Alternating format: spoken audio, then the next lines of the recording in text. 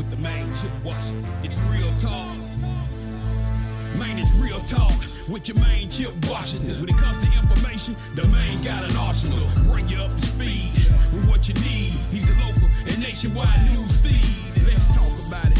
Dialect to do something about it. Chip got the flow wide open if you got questions about it. Man, it's the show that brings you to your raw. To solve all problems, it starts with real talk. It's real talk. It's real talk. It's real talk. It's real talk. It's real talk. It's real talk. It's real talk. It's real talk. It's real talk. It's real talk. It's real talk. It's real talk. It's real talk. It's real talk. It's real talk. It's real talk. Yeah.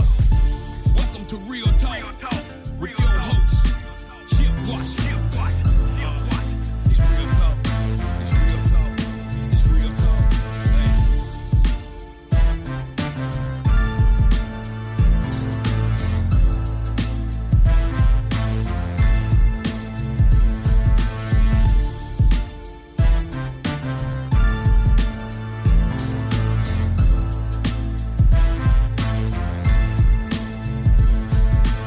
And here we go. Here we go on this Monday evening in the city. Boy, it is messy out there. If you are traveling, please be careful and take your time getting to where you need to be because this rain is here with us now, and it's going to be here now for the next few hours. Some heavy rains, the possibility of thunderstorms, winds, and some gusts in excess of 30 to 40 plus miles an hour this evening. So yeah, this is a very dangerous situation out here. So please be careful on your travels this evening. The best course of action for all of you would be to be in a nice, comfortable place right now with your mobile device or your phone or whatever it is you catch this fine piece of radio broadcasting on, and just sit quietly now for the next, and just settle in for the next hour. We have a good show for you planned this evening. We hope that you can stick with us for the entire hour. I am your humble host. My name is Chip Washington. Great to be here. Thank the Lord for getting me down here safe and sound. Of course, you heard Lola right before our show, and of course, she made it safely as well. But it's a mess out there for real. Bren hadn't got here yet. He is battling traffic, as I'm sure many folks are this evening. Before we get started, of course, how do you get this fine piece of radio broadcasting? Once again, many ways. Right now, we're on the FM dial of your radio. That would be 91.7 on your FM dial. You can also catch us on the TuneIn app. Just put WYXR in the search, and we should pop up.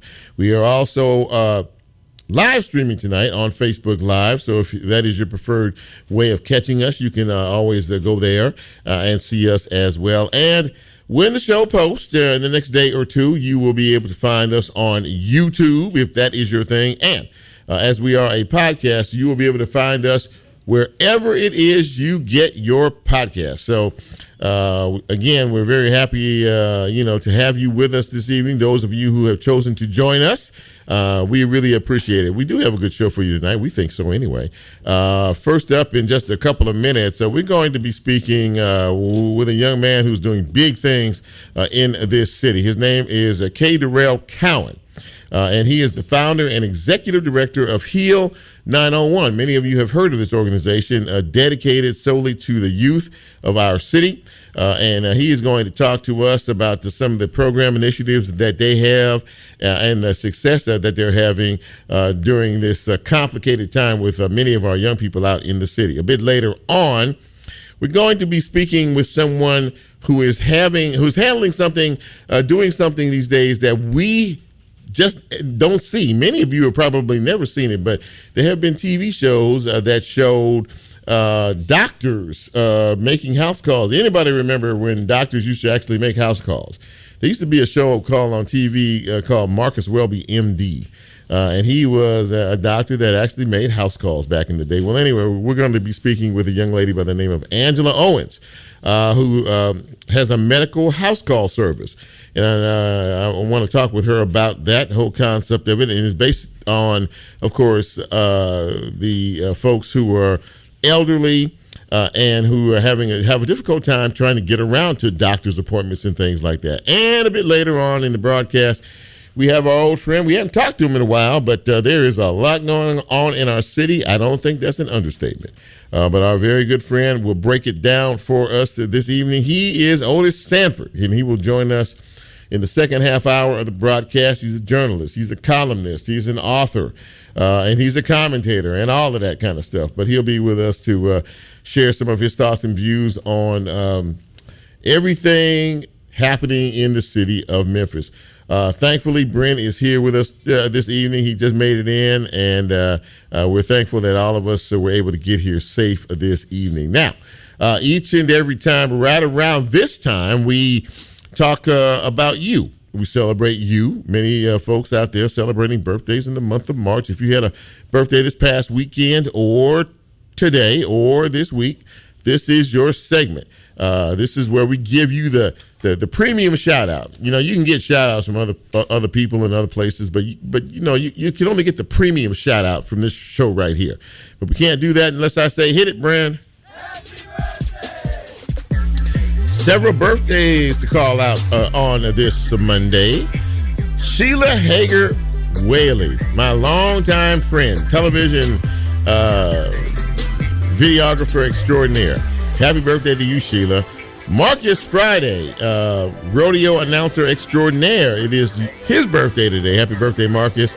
Happy birthdays also to Flo Thomas, to Trinita Williams, LaQuise Gigi Crawford celebrating a birthday today, as is Leslie Reeves Forbes, Nedra Owens Reddit. You see all these three names that are going on here, all back to back to back to back. Happy birthday to Brenda Woods, Florence Thomas, Bill McElwain, and a very happy birthday to Martha Benson. And what would this show be without a birthday shout out from Lola? Lola? There is a lot of these birthday people. Yes. It's a lot of them. Happy birthday to Deshaun Wingfield.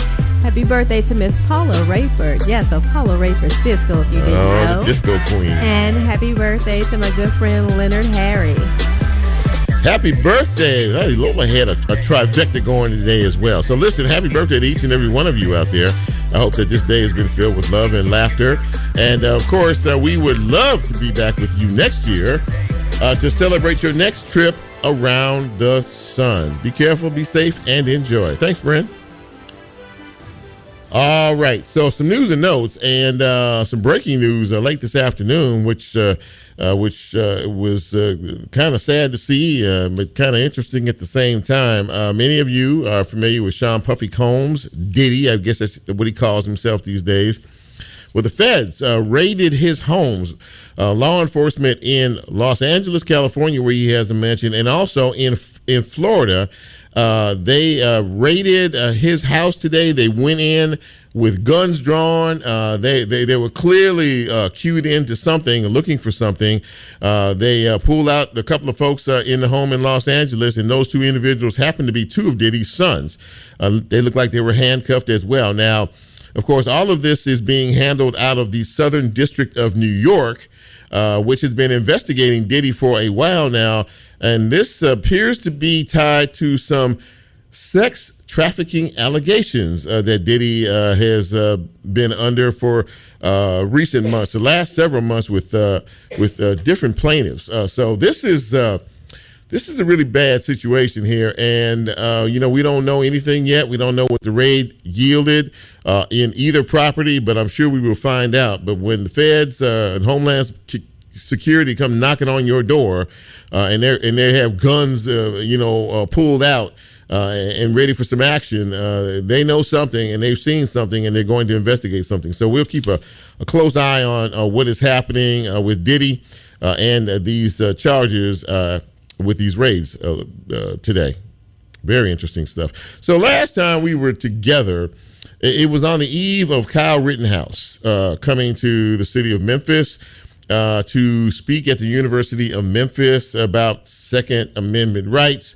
And, of course, what he quoted was the lies involving BLM, or Black Lives Matter. Well, a lot of folks, of course, were not happy with his appearance here. He did come on stage, according to the folks inside, because the press wasn't allowed inside. There were about 40 or 50 people in that room. As soon as he started to talk, they drowned him out. They booed him. They heckled him the whole 9 yards. And normally he does this spiel, I guess, for the first few minutes of his presentation, and then he goes to Q&A. Well, he went directly to Q&A, and one of the protesters, one of the individuals who was not happy to see him, asked him, about several issues that pertaining to racial disturbances in this country, and asked him, quote unquote, don't you think that this is kind of racist speak? And he said he didn't know anything about that. And after he said that, the boos got so loud, he decided to take himself and his dog off stage right and leave the facility pretty quickly. So much ado about nothing. He shouldn't have been here in the first place. But that, again, is his constitutional right. The University of Memphis didn't have anything to do with that, but they couldn't keep him from speaking. Well, the students did, and he didn't speak long. So we move on to another day and another story. South Haven police have been all day trying to find two suspects who were holed up in a South Haven warehouse. This was after, of course, a car chase.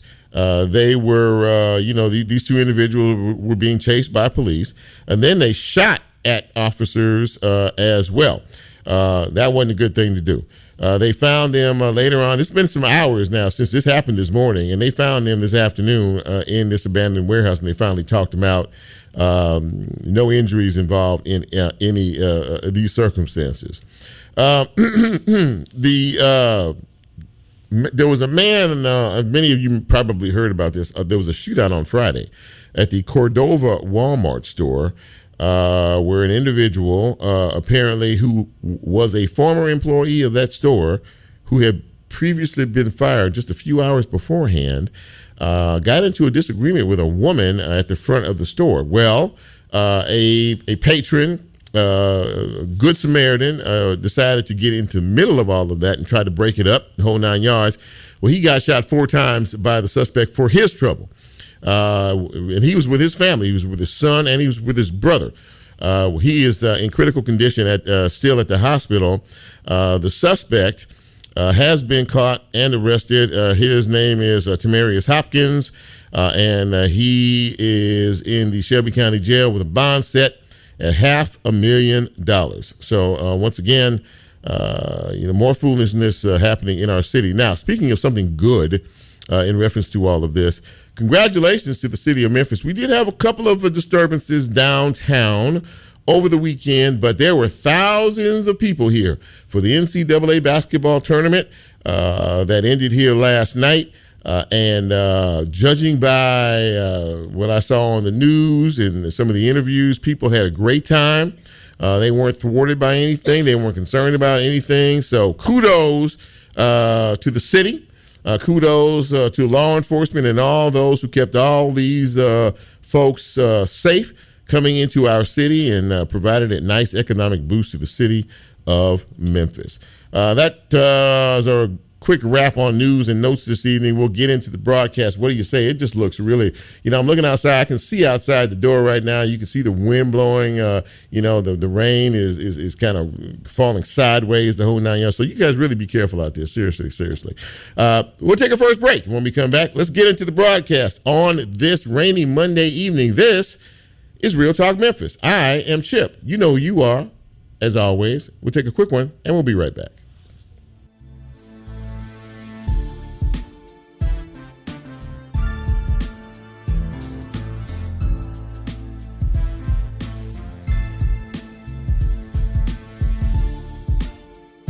If you like Real Talk, here's a way you can get involved. Do you have a show topic idea or suggestion? Want to be considered a guest or have a guest idea? Then send Chip a message on his Real Talk show page and you can be a part of the Real Talk experience. So as he always says, go out and tell somebody. We'll be right back.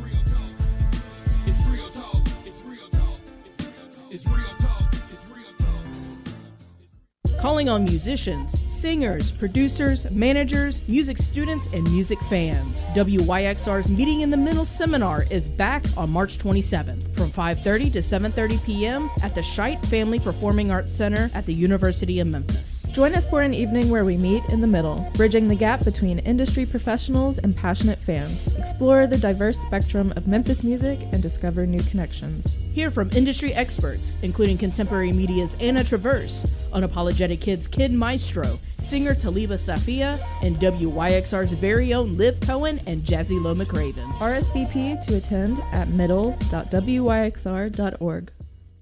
Hey, I'm Will from Crosstown Brewing Company. We support WYXR 91.7 FM. A favorite beer is just like a favorite song. We feel something new every time we encounter them. Cheers to playing the hits and tasting the notes. Programming on WYXR is brought to you by a grant from Arts Memphis, who has been working behind the scenes for 60 years to grow the foundation of Memphis arts.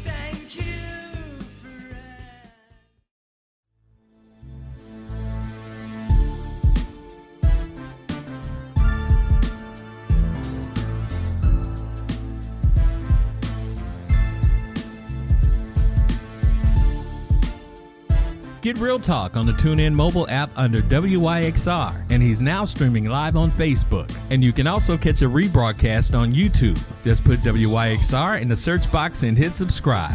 Now back to more Real Talk with Chip Washington.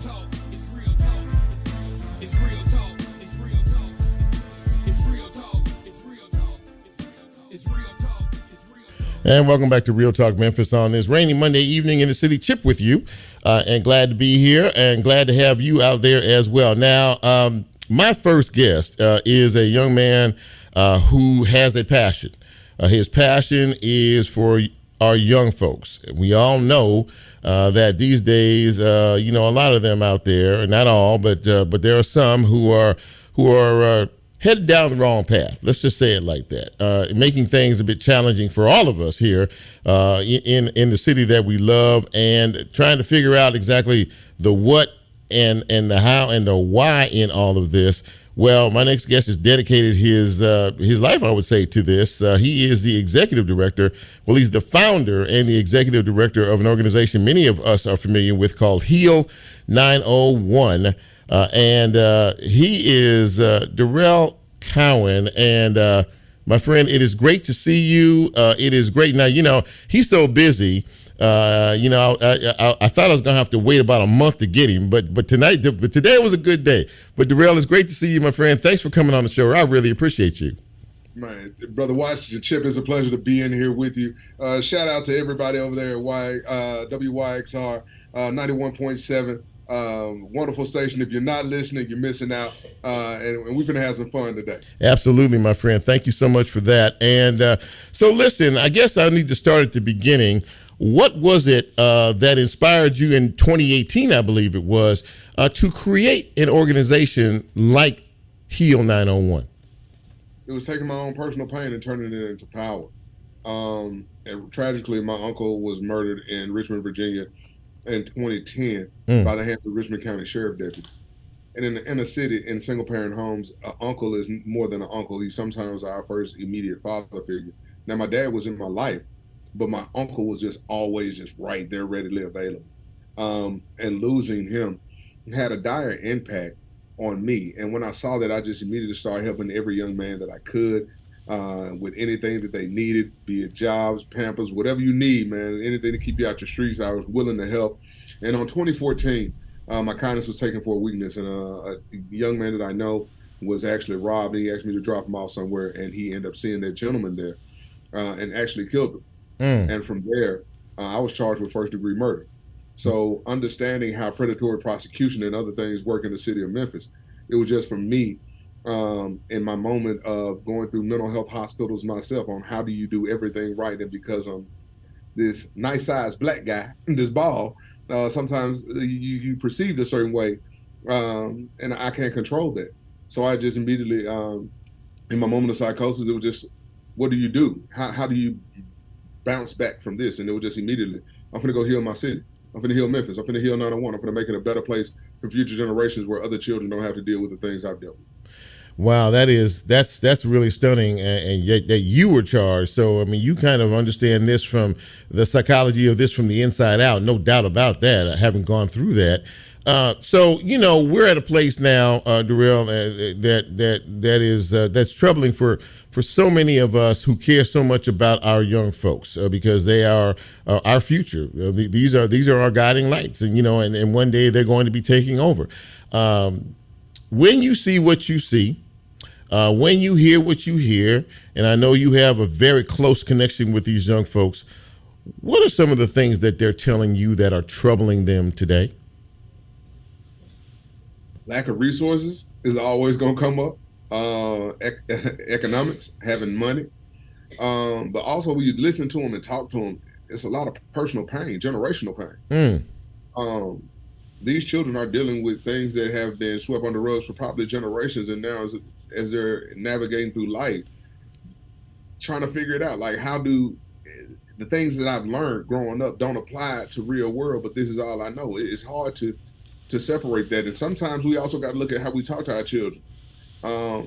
You can't tell a young man or a young lady, hey, you're going to end up just like your uncle. You're going to end up just like this person dead in jail and things of that nature. You actually have put yourself in a position to where you spoke over a person's life. So now, even if they did have other dreams and aspirations, if I'm looking at you and I trust you in your judgment, and this is what you think of me, why should I strive to be anything else? Like, if this is already how I'm going to be perceived, like, why would I work harder than anything else? I'm going to be good at what you just told me I'm going to do. Go to jail and die. Wow. There's a saying that I have heard. I've talked to so many people about this, and you mentioned it right at the top. A lot of these young people, what they are doing is crying out for love. They want to be loved, man, and they want somebody to pay attention to them. And this is why I'm so proud of the efforts that you have made and so many others, because you're trying to reach them where they are. A lot of us want to talk from up here, on this high platform, talking down, instead of being direct and focused in looking at a young person, getting down on their level and finding out what they're all about. Am I correct in that? Most definitely. What we're looking at, listen, guys, these are just bigger babies. So the temper tantrums are just bigger. I have a 3, 4, and 5-year-old at home. When I'm talking to these 17, 18, 19, 20-year-olds, man, I see so much resemblance of my children in these adults. They're still young. They're still developing. The studies have shown your brain doesn't fully develop until the age of 26. So they're big babies, and they're having a temper tantrum. And there's an African proverb: if the children do not feel the love of a city, they will burn it down to feel its warmth. Wow, that's pretty heavy duty. So how do we change the narrative, Durell? What are some of the things in your organization that you do with the young folks who are involved with HEAL 901? I never approach any young person without first of all apologize. That's the first thing. You got to apologize that we just now coming. Apologize that we just now listening. Apologize that someone is just now being intentional with hearing you. That's first. And the programs that we offer, from Coaching Boys into Men, which is a program that is proven to curb sexual assault, domestic violence. Understand that domestic violence is the largest reported crime in Shelby County. We also have athletes as leaders. That's the female component to Coaching Boys into Men. And due to my adaptations to Coaching Boys into Men, I'm not just one who utilized the program. I'm actually on the advisory council for this program. So I made sure for my adaptations to make sure that Black and brown children are now included when these programs are developed. Sometimes we're looking at programs and trying to see if it fit our babies. If our babies weren't in mind when the program was created, you're trying to put a square peg into a round hole. So just making sure that I'm intentional with everything that I do. And nobody leaves, especially when I work closer with the younger men. I can't tell a young lady how to be a lady. Right. We got ladies who do that here. But for me, I never leave a session without telling a young man I love you. Not love, bro. I say I love you, and I look them dead in their eyes, and I let them know I love you. I need you. The future needs you. And if you ever need me, you can always reach out. When you do that, how do they take you? I mean, when you say that, I'm sure you probably get a certain type of look like really, or I mean, what was that? Excuse me. I mean, how do they? I mean that has to, you've been doing this a while, so that has to really kind of impact you too. I mean, when you see that and you use those words, "I love you," and I'm dead serious about it. I'm looking you dead in your eye to tell you I love you. That someone hears that and the reaction of it. Well, we got to understand the reason why. Most young men, the first person they learn to hate is their father, because that's who they're looking for love from. And sometimes you hear so many negative things about an individual who you never met that it makes you have a hatred for somebody. Then on top of that, it's easy for young men to kill young men when I've never heard "I love you" from a man. What man is telling our young men "I love you"? Yeah. So if that's my original pain of looking for somebody who I can't never find or don't have a relationship with, what they say, looking for love in all the wrong places. That's what we used to say, right? Right. It's the same thing. It's the same thing. It's just we have more guns that are readily available in our communities now. That what would normally be fist fights is now automatically turning into gun battles. Yeah, and we're losing so many of our young folks to this gun violence and this unnecessary violence. It is. I've used the term. It's sort of a genocide of our own people. I mean, and if this keeps up, we're not going to have a next generation, Durell, to teach and to raise and to cultivate. You have 3 young babies, yourself, and I would think that when you go to bed at night and you think about your focus, in this world, why God has placed you in the position that He places you with, and you look at your family, what types of thoughts go through your mind? I had to have a real conversation at home, and I have to have this conversation frequently. Dad is not here to prepare you for the world. It's my job to prepare the world for you. I know what we're teaching. I know what you're being taught at home. But the things, if I'm teaching it here, if it doesn't mimic the things that your peers are learning, you're going to be in a dangerous place. You remember when your mama told you, hey, if somebody hits you, turn your other cheek? Yes. Well, how many cheeks you got to turn? See, mama, the information is good, but in all honesty, what is the ramification of me turning my cheek? Right. Now I'm getting bullied all the time. Right. And that leads to something else. So when you're looking at it, sometimes the things we tell, does it really match society and reality? And is there something we all can do, Brother Washington? Most definitely. Most definitely. We all can play a part in making this different. Mm-hmm. I had a conversation on Saturday, and one of the things I said on Saturday was this. Can't nobody in Memphis, Shelby County, complain about the Satanic Church being at Chimney Rock or whatever school they was at. Right. You can't complain. Why? We got over 4,000 churches in Memphis. We have over 15,000 nonprofits. There shouldn't have been space for them to come in your school because we should have already been in the schools. So we're doing a lot of talk. We're talking at church. We're talking around the water cooler at work. We're talking in the bed when we lay down. But if your talk don't lead to action, what are we really doing? It sounds to me like in the conversations that you have with so many the people, the community leaders, and folks in this community that you're telling the truth. But I guess my question to you is, do they want to hear the truth that you're telling? People didn't want to hear Jesus neither, right? See, I've come to the realization of this. Durell gonna have to die anyway. The moment I was born, the closer I started getting to death. Every moment, every second, right? Yes, sir. The one thing I do have the obligation of and the ability to deal with is how I die and what I die standing on. And this is where I'm standing. And I tell my people all the time, sometimes you have to understand that the life that you live, nobody's going to respect you until the day that you did, and they're going to appreciate everything you were doing. And I'm cool with that. It's about the lives that I'm impacting on a daily basis. I respect all politicians on both sides of the aisle, but at the end of the day, my focus is the children, and letting them know how important they are. I don't think we're aware that 18 to 24, only 204 individuals between the age of 18 and 24 voted in our last Shelby County election. Right. Between the ages of 25 and 39, only 2,000. We got a problem, guys. Our children are not even involved in the civic process to be able to talk to nobody about the laws and how they're affecting them. We're on Facebook Live right now, Durell, and one of the folks said, "Say that again, louder for the people in the back."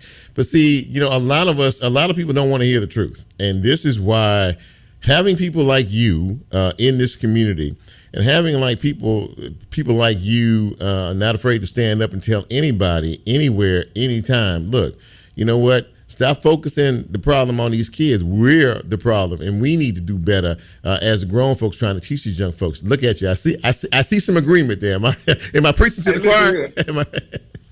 I have to say this. Our children need us. Yes, sir. They need us. Mm-hmm. They're waiting on you. They're not afraid. We're afraid of them. They're not afraid of us. They crying out for us to come. We just refuse to. And when people ask about what's going on in the streets, respective of anyone's party, any elected official I talk to, they'll tell you, Durell is a Demopublican. I'm a Demopublican. I'm going to work across both sides of the aisle. I'm not going to join the gang. Right. And the reason I say that is the largest gang in America is the Republicans and Democrats. Mm.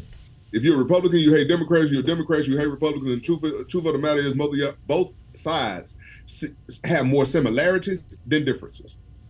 The truth of the matter is if our not saying our, but if some of our elected officials are not working together for the greater good of Memphis and Shelby County, and they're fighting each other, what else you expect in the streets? I just want to ask, maybe I'm the one who uses too much common sense, but if our elected officials and everybody else, city council, I mean, if our governments is not getting together to work together for the greater good of us all, what do you expect in the streets? I'm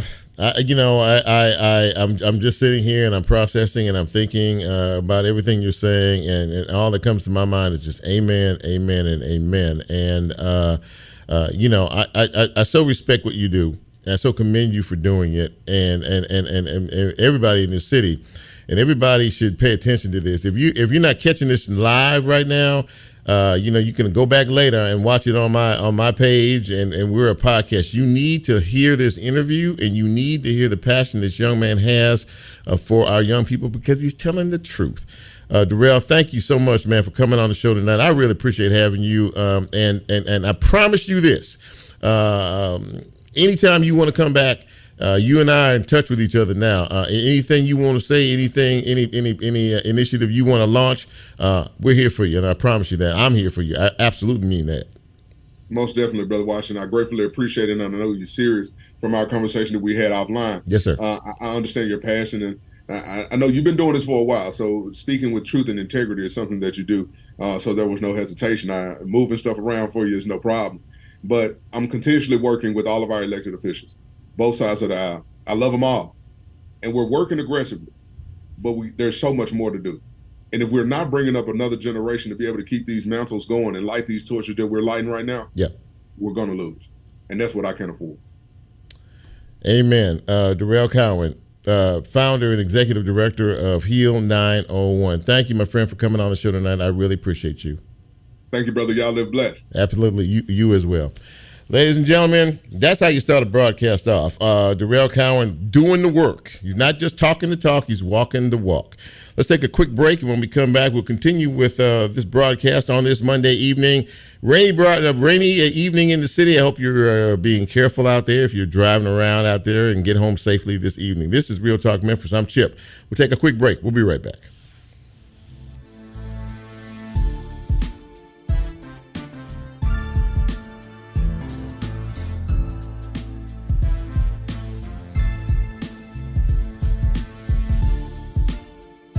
If you like Real Talk, here's a way you can get involved. Do you have a show topic idea or suggestion? Want to be considered a guest or have a guest idea? Then send Chip a message on his Real Talk show page, and you can be a part of the Real Talk experience. So as he always says, go out and tell somebody. We'll be right back.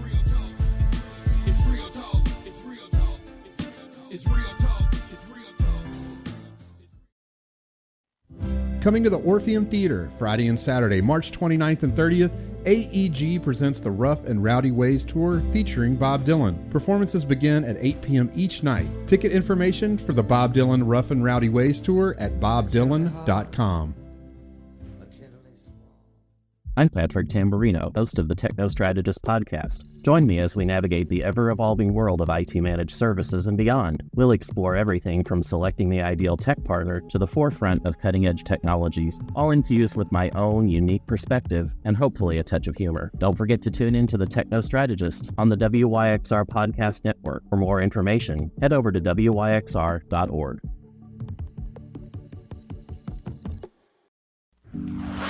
DJ Alpha Whiskey, host of Flight Risk, and you're listening to WYXR 91.7 FM. As a nonprofit community radio station, we rely on the generosity of donors like you to keep your favorite programming on the airwaves. Become a contributing listener today at wyxr.org/donate.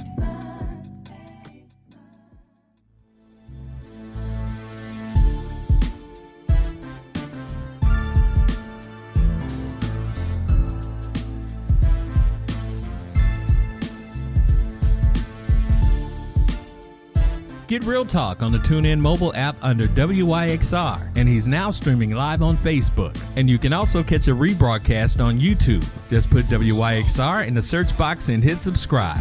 Now back to more Real Talk with Chip Washington.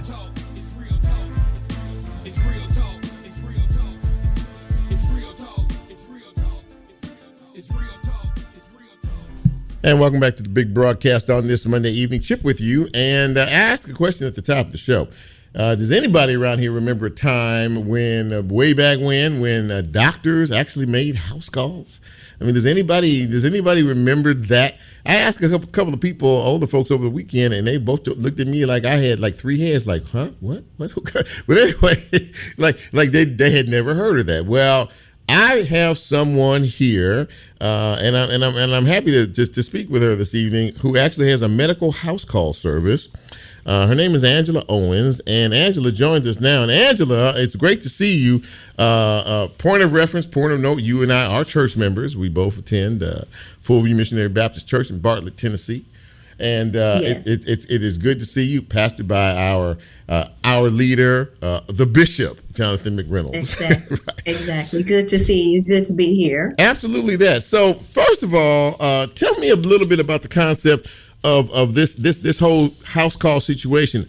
I think it is obviously very unique and different in today's society. But you're doing it for people who have some difficulties in some areas. Talk a little bit about that.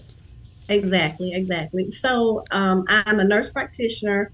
And so, yes, we make house calls to patients that per Medicare consider the patients to be homebound. Okay. Not that they can't get out, but of course they see their primary care doctor more than they do their specialty doctor. So it's more difficult. Sometimes patients that have more difficulties or is more taxing for them, whether they are bedridden, they have to travel by stretcher, wheelchair, walker, they have oxygen, and it's just a lot on them to try to get to the primary care doctor's office. So I go into the home to see them, to offer them, afford them that primary care. And the goal is basically to keep them out of the hospital, because these patients are a lot more sicker, if I can, I will say, or critical. Mm-hmm. Yeah. So the goal is to keep them at home, so they don't have to be in the hospital as much. Well, that's an angel's heart, as far as I'm concerned. That really is quite a wonderful thing, because I mean, we don't see that. We know costs are astronomically high, and the medical thing, and you have to go to the brick and mortar. I mean, I know that that many of us, all of us, do that, but it's just a unique perspective to find someone that actually cares enough to actually want to be able to understand that. For many people who are elderly, who are handicapped, or who may even, like you said, be critically ill, to actually get up and go to a facility is a very, very big deal. I've had my elderly parents and elderly family members, and having to take them back and forth. For them was cumbersome. For me it was cumbersome, but for them it was more cumbersome as well. So really, the whole idea of this is very different, isn't it? And now, do you know of any other places here in a city or county or anywhere that actually offer services like the kind that you provide? Sure. There are other colleagues of mine, nurse practitioners, I'm glad to say, and there is a physician group, and they've been around forever and a day, a long time. But it is very rare. It is something that has started coming back, I would say, probably in the last 20 years to accommodate patients. But there are a few other providers in the city, not a lot, but there are some that do totally house calls. And then there are some providers that do a mixture of. Okay, kind of a combination of both. Come in and Exactly. you know, the brick and mortar and the other. You say 20 years. How long have you been doing this?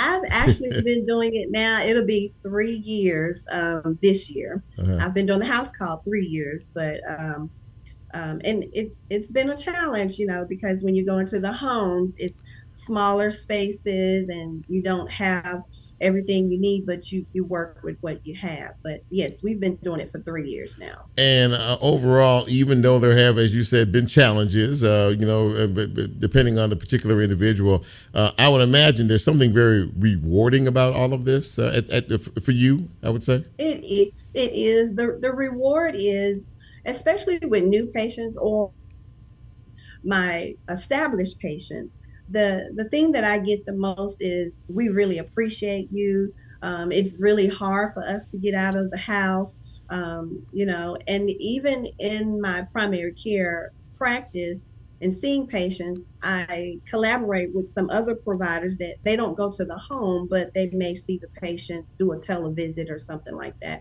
But the reward that I get out of it is that I'm doing my ministry in health and healing. That's what I get from. I was going to say, yeah, what you're doing is absolutely a ministry, you know, to be able to help so many people who can't help themselves or find difficulty being able to do that. Right. Pastor's checking us out on Facebook Live, and he said a very much needed service, and he's 100% right about that. So yes, it is. But you do work. You have a brick and mortar, right? You have a medical facility that you work at too. Am I correct in that? I do. I currently work for one of the medical groups here, but getting ready to open our own brick and mortar. But I do, yes. Well, see, you know, and is that just part of just the kind of the world in which you work, you know, in terms of being a physician, you know, you're a nurse practitioner. Is that a part of it? You're actually launching, and this will be your own facility. Am I correct in that? Is that what I'm understanding? I want to make sure I got that right. Yes, you're correct. Yes, okay. It would be my own. My husband and I, we are branching out, and you know, I mentioned doing a dual. But the main thing is I will continue to do the ministry of the house call.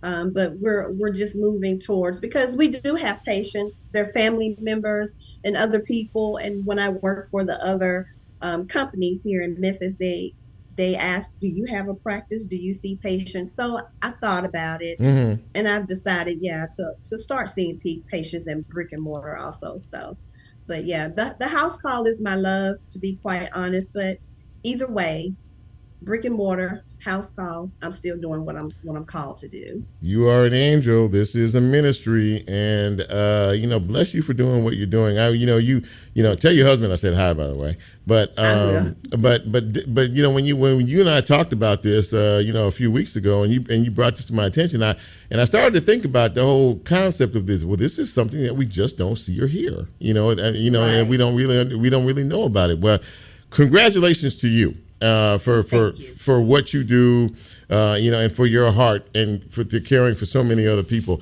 Really glad you came on the show tonight, and you know, just proud to be associated, you know, with you as a fellow congregant, and you know, and you know, pastors always talking about us getting out and you know, reaching and exactly. helping far beyond the walls, and that's what you're doing. Congratulations to you. Thank you, Angela. I really appreciate you being on the show tonight, and best of luck to you and your husband and your business as you're moving forward. Okay. Thank you, Chip. My pleasure. Thank you so much. It was my pleasure. Angela Owens, ladies and gentlemen, still doing that house call thing, even though you know, they've got their own business. They're about to launch that as well. But you know, she still believes in the personal touch. That's a wonderful thing. Let's take our final break of the broadcast, and when we come back, we're going to shift gears and talk a little bit about what is happening in our city. And there's only one person I go to get those answers. His name is Otis Sanford, and he is on deck. This is Real Talk Memphis. I'm Chip. Don't go away.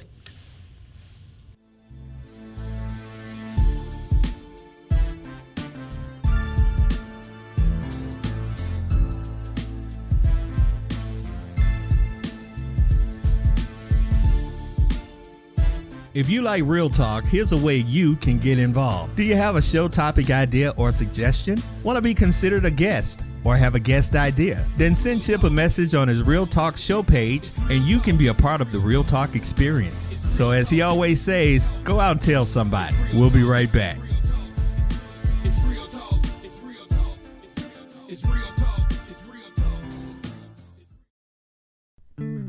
Church Health's Memphis plan continues its decades-long commitment to serving local musicians with comprehensive health care and also tailors its focus to small business owners and the self-employed. Health care through the Memphis plan provides care in Memphis for Memphians. Related services include preventative health, optometry, dental care, and more. More information regarding availability at memphisplan.org or at 901-272-PLAN.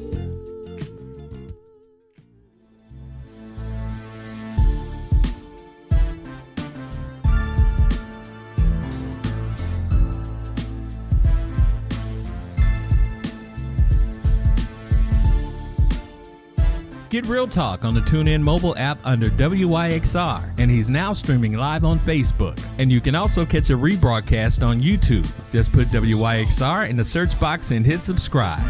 Now back to more Real Talk with Chip Washington.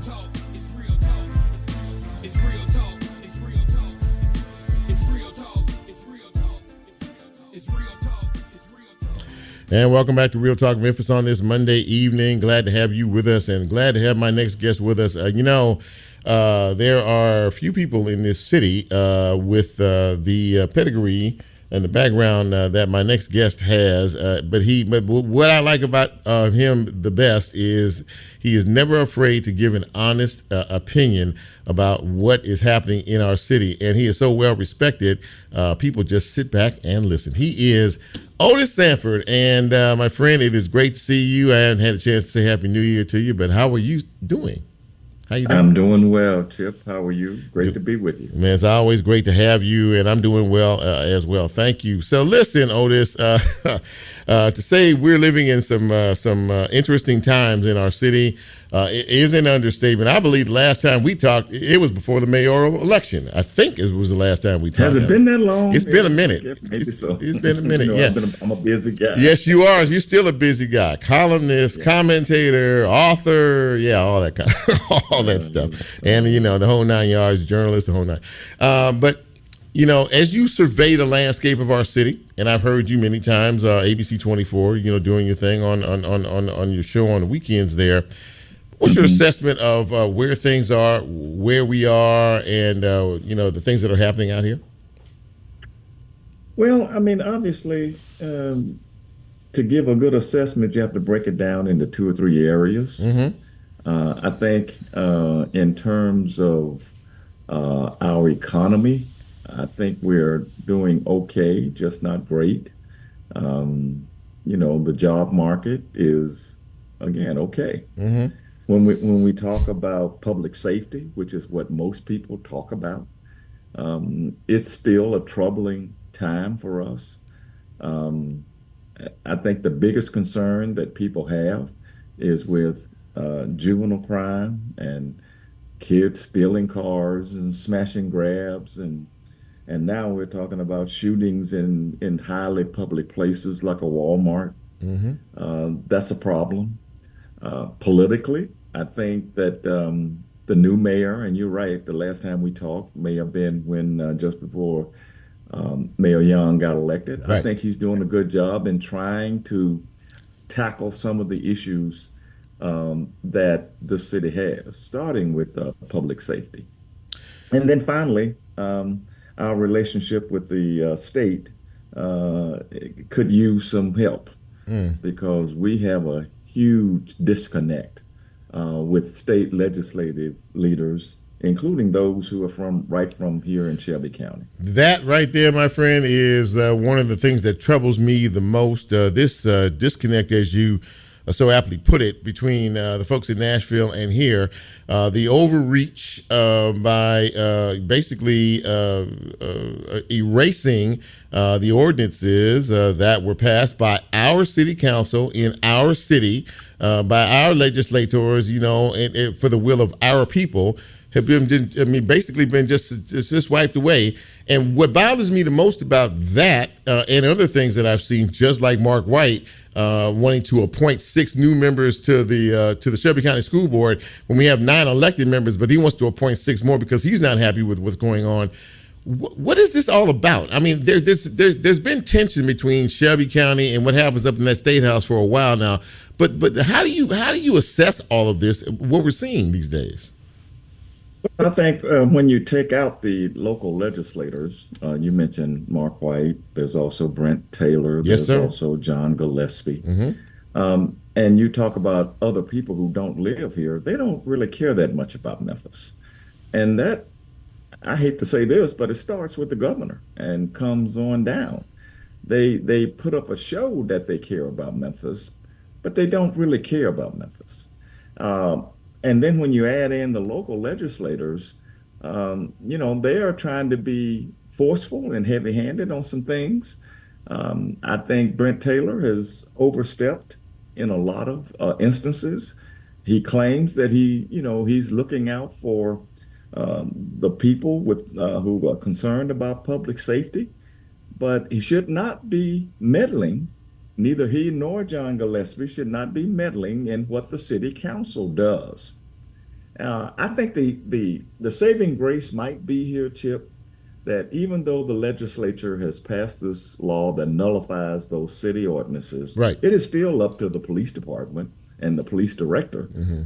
interim police director now, C.J. Davis, to set their own policies about what they're going to do out on the roadways, state law and no law. And I'm hoping that happens. It just it seems to me like, every time we try to take a step forward around here, something happens to push us back 2 steps. And, the legislative action is kind of one of those things. Now, I want to talk a little bit about and get your take on the interim police chief. You go from being the police chief to an interim police chief. Clearly, the city council has some issues with her. Clearly, the general public has some issues with her because I'm sure they were blowing up their representatives' ears before they even made that vote in the first place. And it was contentious. The mayor even would tell you it's contentious. You have any thoughts about how any of this is gonna shake out in the end for her and for us as a city? Honestly, for how it's going to shake out with her, I'm not sure that I know. I think the mayor made a wise decision here to just sort of pause the situation, not fight it, and put the interim tag on her, and hopefully have some time for her to try to win the hearts and minds of the city council. And maybe she'll be able to do that over the next several months. But I'm not totally sure that she'll be able to do that. And so we'll have to see what happens, say, in 5 or 6 months from now. I think the city council had a lot of the city council members had a strong issue with her. Oh, yes. In terms of I used to hear this a lot when I was covering the courts, Chip, truth and veracity. See, if you don't have truth and veracity, your reputation is going to be shot. Yeah. And a lot of city council members didn't think she was telling the whole truth about a lot of different things. So that's where she is. I do think it was wise to pause it and put the interim tag if she was willing to do that and give her a chance to prove that she is up to the job. One of the things that we know that has come from this particular situation is clearly there is a disconnect between her as the leader and the rank and file. The mayor went to talk to them, privately and got an earful from them about, now we don't. So if the people that are supposed to work for you, don't respect you as a leader, how can you effectively lead anything or anyone? Well, that's a good point.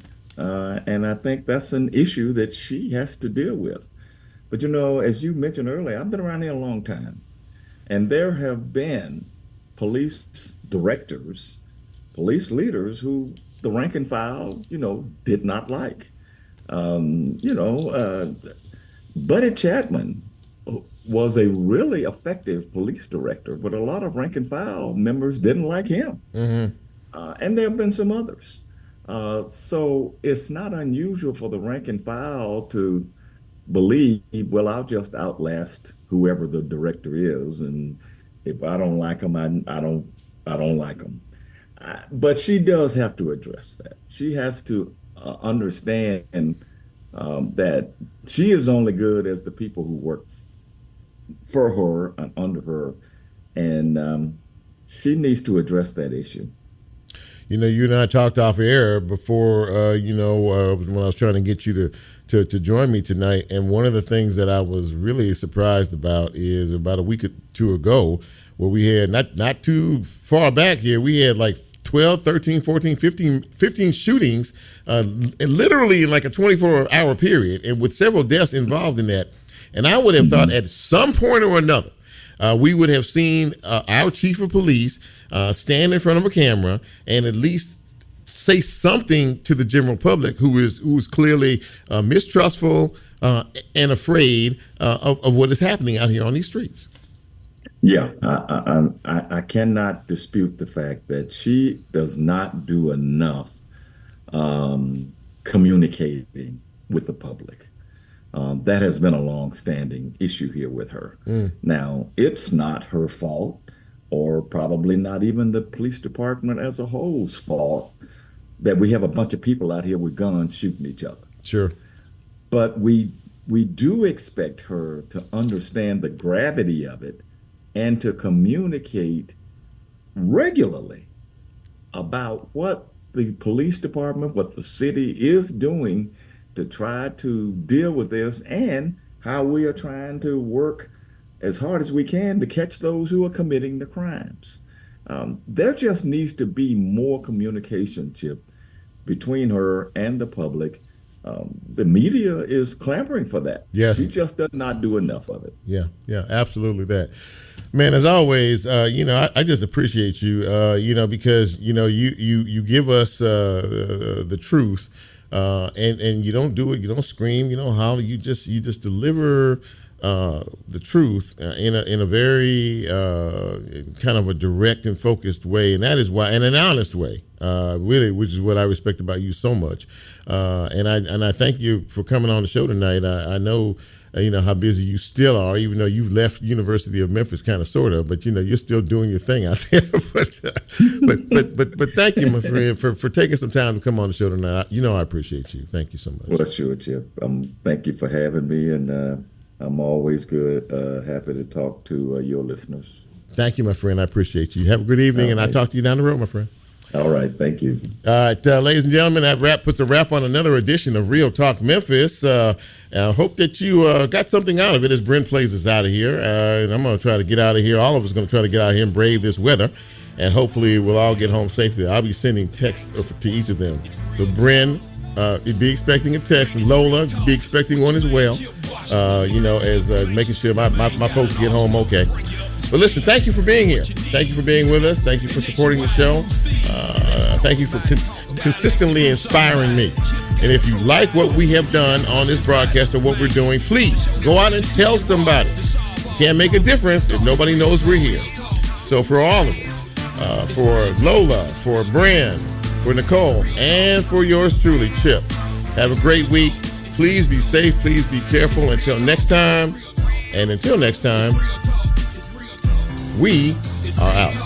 See you soon.